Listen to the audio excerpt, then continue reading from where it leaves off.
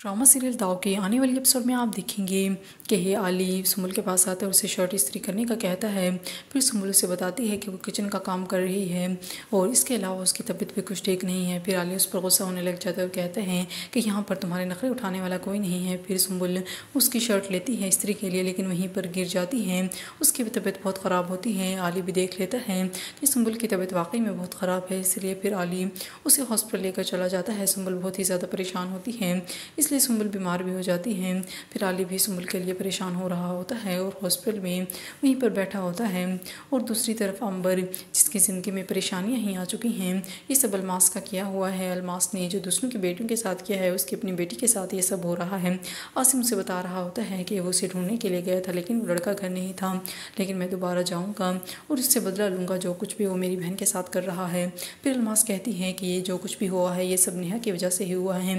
नेहा ने ही तुम सब लोगों को पट्टी पढ़ाई हुई है और जब से नेहा आ गई इस घर में आई है, इस घर का सुकून हराम हो गया है और ये सब जो भी मेरी बेटियों के साथ हो रहा है वो सब नेहा की वजह से हो रहा है।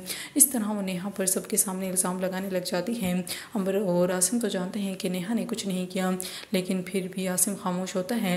अब अंबर को बहुत ही ज़्यादा गुस्सा आ रहा होता है, क्योंकि पहले ही वो तकलीफ़ में होती है, इसलिए वो अपनी अम्मी को गुस्से से खामोश होने का बोल देती है। अब अलमास को भी गुस्सा आ जाता है, अलमास भी वहाँ से चली जाती है। आसिम फिर नेहा से बातें कर रहा होता है और कह रहा होता है कि मैं चाहता हूँ कि मैं अपनी बहन के लिए कुछ करूँ। वो अपनी बहन के लिए बहुत ही ज़्यादा फिक्रमंद होता है। फिर नेहा भी कहती है कि हाँ, आपको अपनी बहन के लिए कुछ ना कुछ करना चाहिए, क्योंकि अगर ऐसे ही खामोश बैठे रहे तो कोई भी फ़ायदा हासिल नहीं होगा।